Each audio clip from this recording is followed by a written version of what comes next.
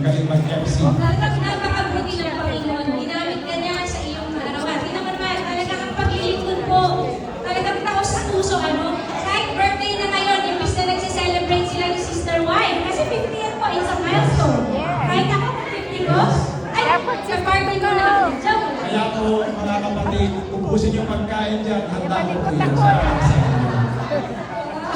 Kailangan magtrabaho si Brother John. Hindi niyo ba naabutan yung lechon? Hindi. Hindi, minantika lang, labig na mapasakit ko sa nanigas na. Hoy! Sa amin, nung umalis kami, napakainit sobra. Nagpapawisan kami. Pag-akyat namin dito, nanininig kami sa lamig. Lipat na tayo rin.